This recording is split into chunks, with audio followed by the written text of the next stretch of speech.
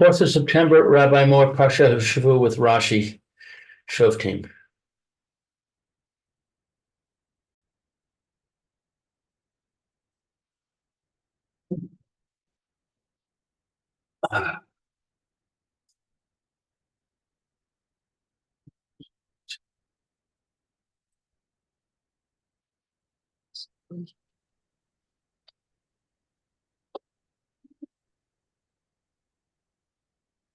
Hey, you can hear me? Yes, Rabbi, can you hear me? Yeah, loud and clear. Great. I hope you had a good Ben Azmanim, Baruch Hashem. and you're having a good Chodesh, I hope. That's Hashem as well. Okay. Actually, I have a nice story to tell you, which I heard on Monday, Rosh Chodesh. We had a speaker in our shul, told of a very apropos story. But anyway, let's start with the first pasuk here. Shoftim v'shotrim titen lecha b'chol she'arecha asher Hashem Elokecha nosein lach Lecha. Lecha. techa ushaftu v'shaftu es ha'am mishpat tzedek. Judges and officers you shall appoint in all your cities. For your lecha, for yourselves. For yourselves. Okay, well, now it's interesting. The pasuk is written in the singular form. Okay? Which is an interesting point because we're discussing something on a national or certainly on a municipal scale. So right? It's to be for yourself? Yeah, so should titain lachem b'chol sha'areichem. Right? It should have said in all your, should give for you, meaning each individual. But l'chayra, the pasuk is discussing, is talking to each, the unit of the Jewish people as one. I mean, everybody as a national unit, you have to appoint in judges and officers in all your sharecha, literally means gates, but it means your towns, as Rashi, as the Targum translates it. Okay? Okay. That Hashem, your God, gives to you for your tribes, and they shall judge the people with righteous justice, righteous judgment. Right. So Rashi says, Shoftim v'shotrim, Shoftim dayanim. The word Shoftim means judges. Right.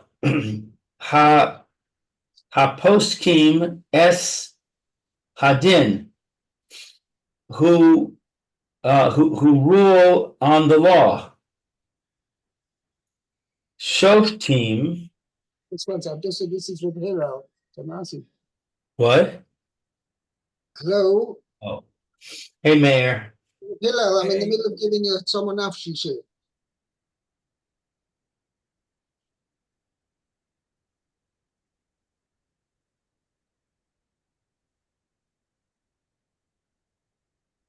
Okay, listen, I can't not be able to think. I don't want to interrupt the share over here.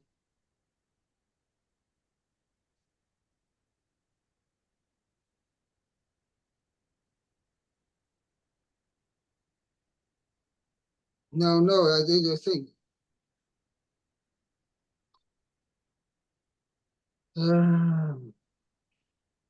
At 1:30. I'll be there at 1:35. Okay, Chaval, I didn't know about this before.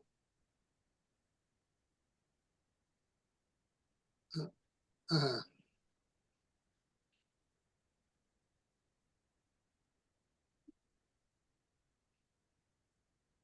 Okay, so listen, tell him if he can wait half an hour, then I can do it. Okay? Fine, let's say that. Okay. Yeah, let's go. I'm sorry about that. That was the boss on the phone. Okay? The Shoftim, and the word Shoftim means officers. Yeah. Actually, Maisa, I can't just remember how I translated it, in fact, but it's the equivalent, what nowadays are called a shoter, is a policeman. The people, law enforcers. Right?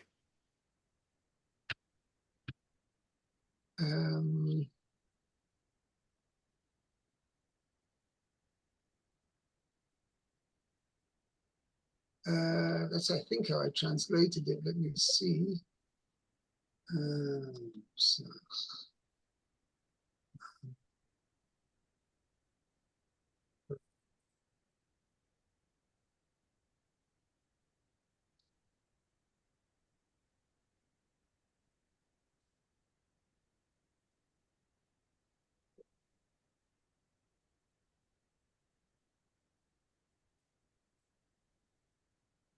See, just 1 second. Yeah, I said as policemen.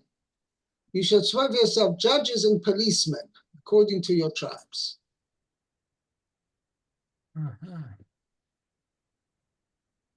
Okay.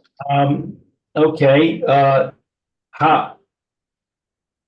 Roidim esa'am. Arodi es ha'am.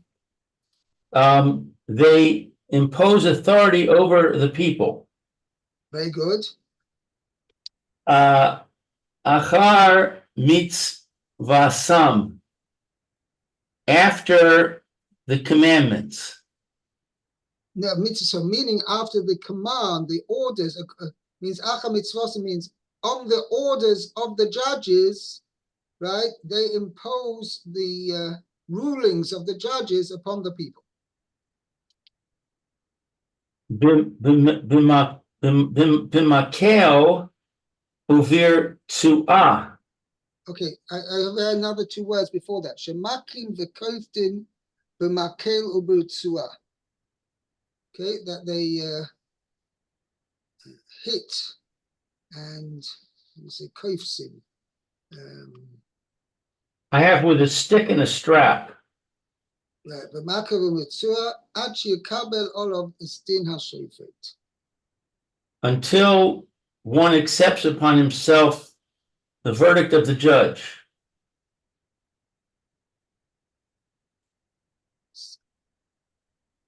Yeah.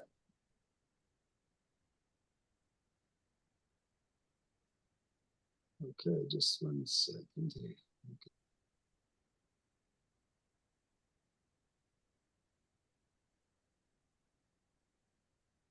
Yeah. Force the people to obey their command, beating and binding the offender with stick and strap until he accepts the judge's ruling. B'chol she'arecha, b'chol ear v'ear, in each and every city. Right. Means so literally shar means a gate. So literally means in all your gateways. Right. Okay. V'shtecha. So Rashi explains over here, gateways doesn't means it literally means all your gateways means in every city. But if a city has 4 gateways, it doesn't mean it has to have 4 court, 4 what do you call it? 4 sets of judges, 4 courts. One, it means in each of your towns, each of your cities. Okay, lishvatecha. Musav al titen lecha. It refers back to you shall appoint. Shoftim v'shotrim titen lecha lishvatecha. Judges and officers you shall appoint for your tribes. B'chol sharecha, in all your cities. Asher Hashem Elokecha nosein lecha, which Hashem your God gives you. Milamed, this teaches Shemo Shivin Dayanin, that we establish judges. Or should we say set up? Yeah, Moshe means to have a, let's see how it is. Yeah. Point, yeah. Moshe and judge. Point judges, the kol shevet v'shevet, ubechol ir v'ir. That we establish judges for each and every tribe in each and every city. Right. Meaning, what the pasuk is telling you, just like we have nowadays, you have like a, how do you call it? A town court and a county court and a state court. So similarly, there was to be a judicial system that there was for every tribe. There was a tribal court, and each town of each tribe, there was a town court as well, which was like, in other words, the tribal court was like the head court of that tribe.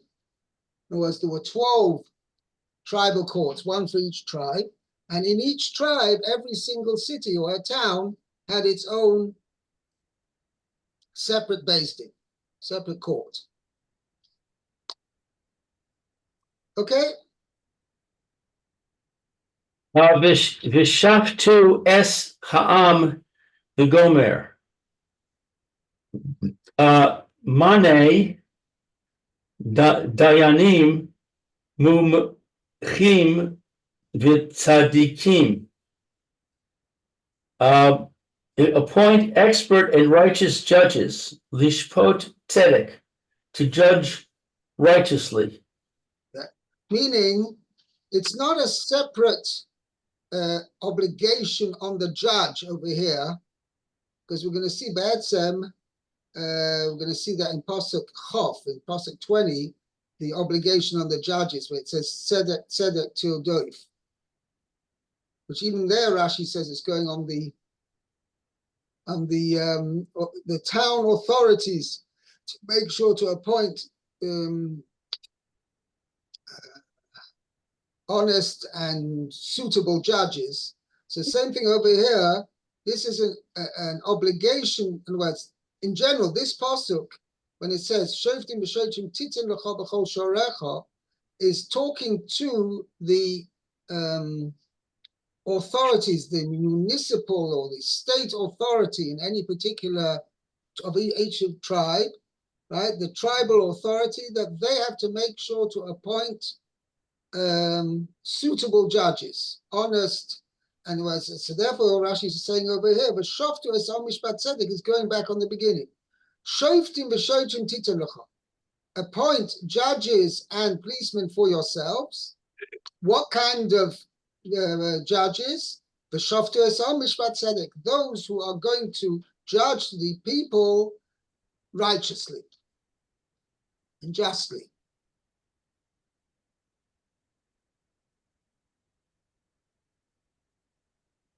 Okay, that's what Rashi's saying over here. Manei dayanim mumchim v'tzadikim. Right, appoint expert, righteous judges, lishpot tzedek, to judge righteously. So this is all going on the as we said, either the tribal or municipal authorities, to make sure that there is a appointment committee that will appoint suitable judges to be part of, to preside in the Bate Dinim, in the courts in that particular tribe. Okay? By the way, it could be that would explain why it's in the singular, because we're talking to the tribe, each tribe as a unit, not to each individual in the tribe, because it's not really an obligation on the individual. It's this pasuk, which as the obligation to appoint suitable dayanim, is an obligation on the tribe as a unit, and the Jewish people as a unit, rather than upon each individual. One other point, one thing is that Maisa, that's how Mefarshim explain it. Where is it?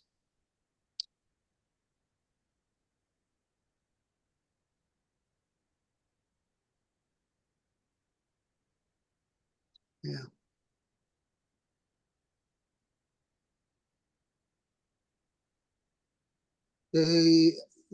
That when a person in his actions, also referring to this is our Pidrash, it's not the Parsha Pshat.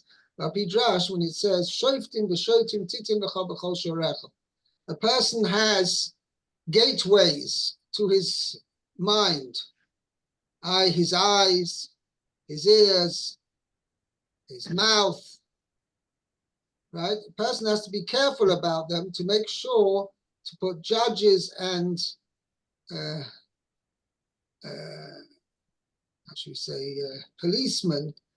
It needs to make sure to employ judgment and safeguards with what a person sees, with what a person hears, and what a person eats, what he puts into his mouth, as well as besides what he speaks as well.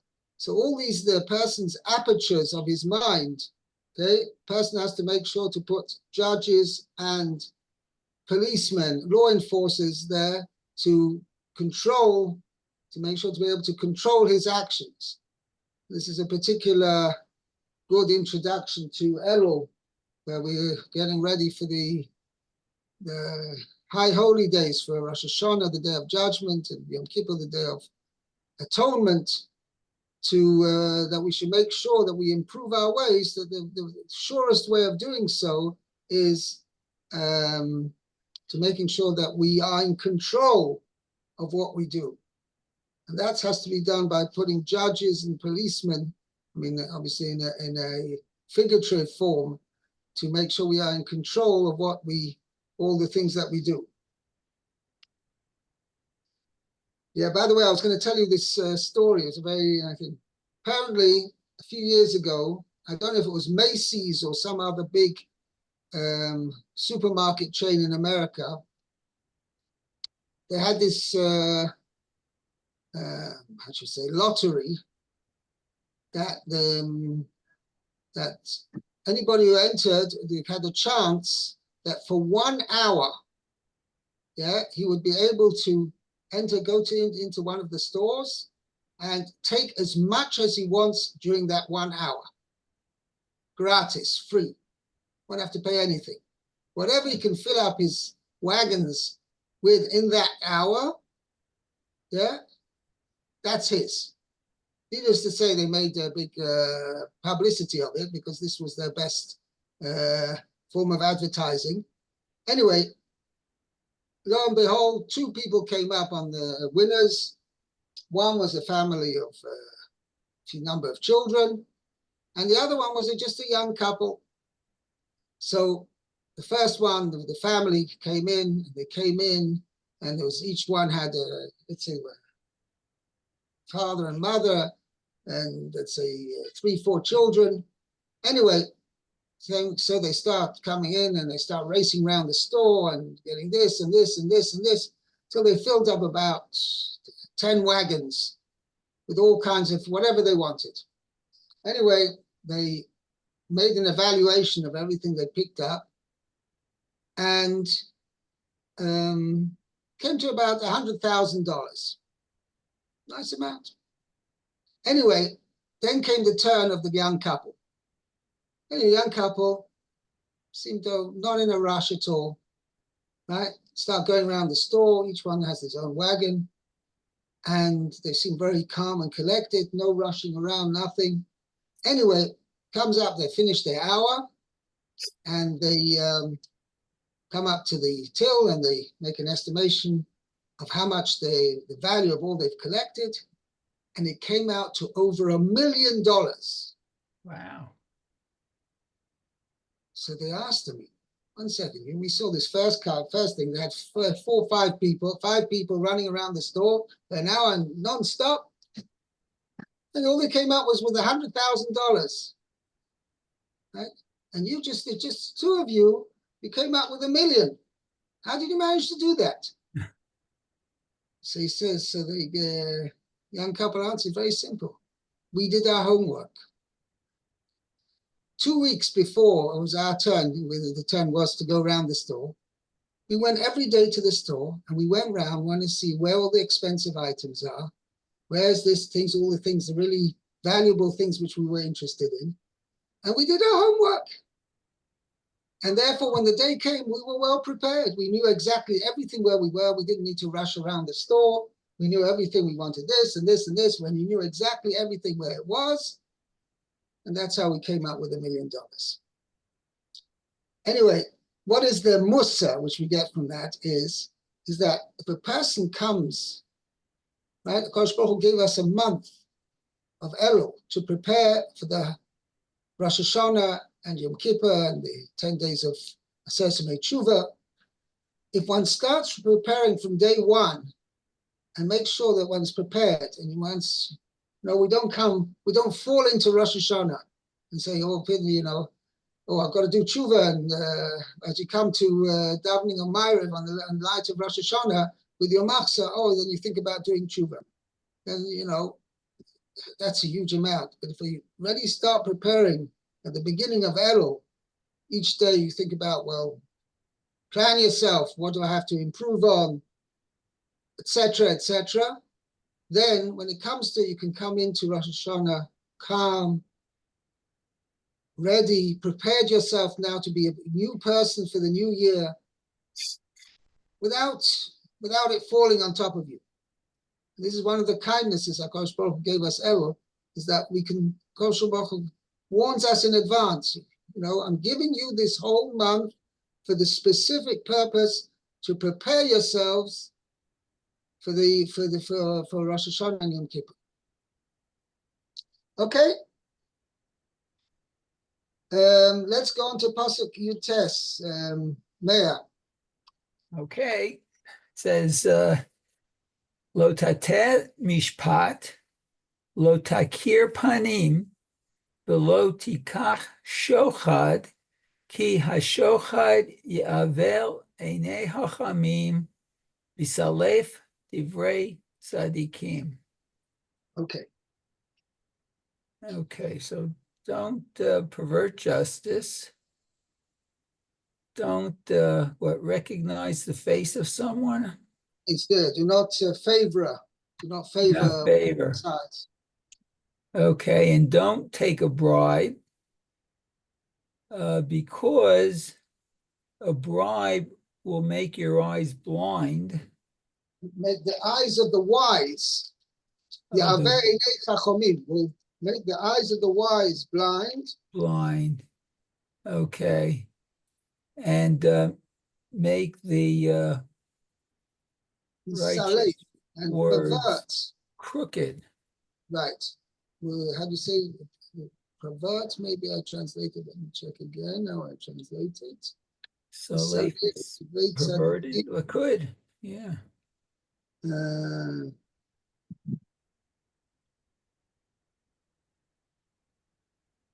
And distorts.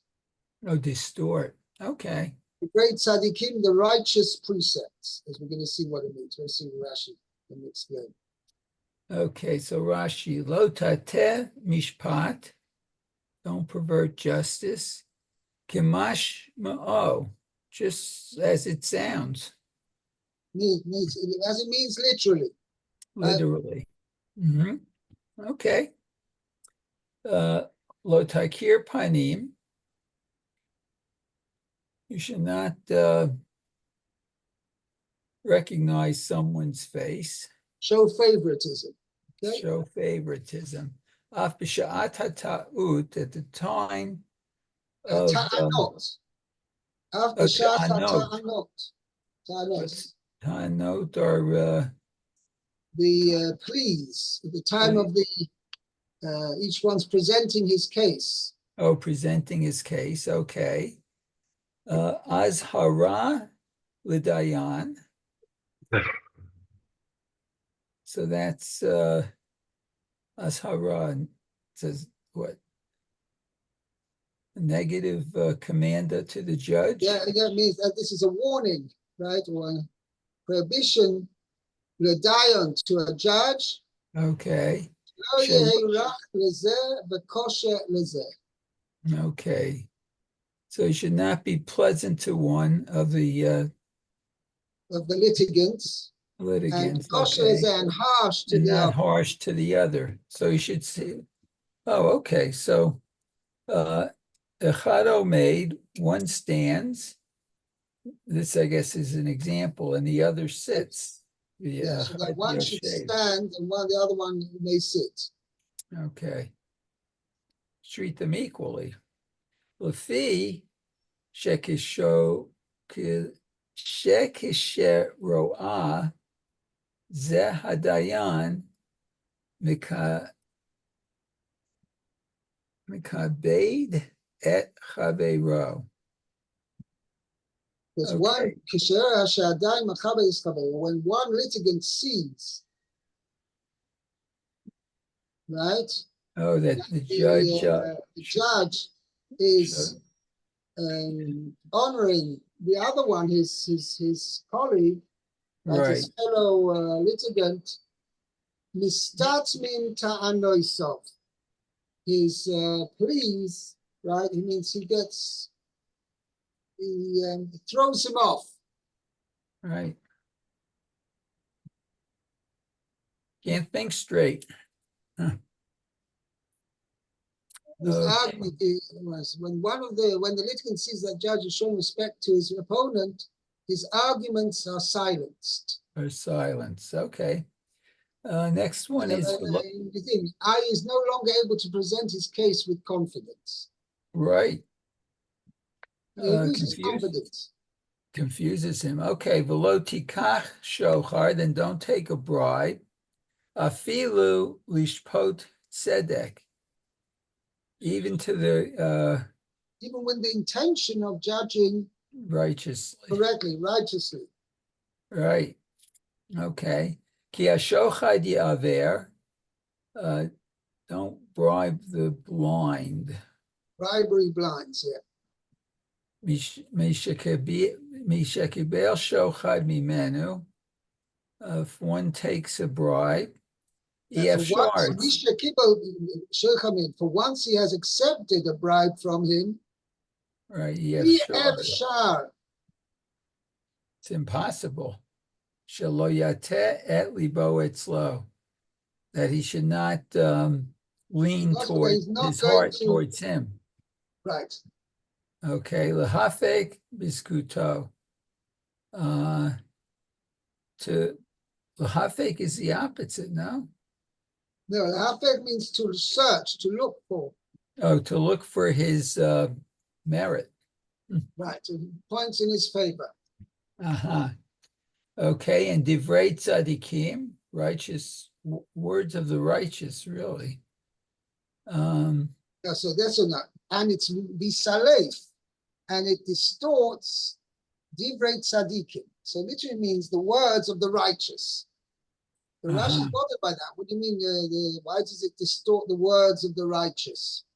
So Rashi says over here that the word tzaddik here doesn't refer to a righteous person, but Rashi is going to explain Dvorim hametzudokim. Oh, the words can be righteous, I guess. Words that are proven to be just. Just. I.e. laws of truth. Means it's referring to the Torah. And it's referring to the words of the Torah as words of words of not justice is the right word, maybe. So that's how I translate it. It's righteous precepts. Uh-huh. MS were judgments of truth. Okay. Words that have been laws of truth. Laws of truth. Very good. Thank you. Okay. So we finished the second pasuk over here. So I think we'll adjourn here. And Bez Hashem, tomorrow we'll see pasuk Chof. Okay? Okay. Very good. Very good. Have a great day, everybody. Have a good afternoon, Rabbi. Be well. You too. Bye-bye. Okay. Lou, take care. Be well. Okay, Mayor, you too.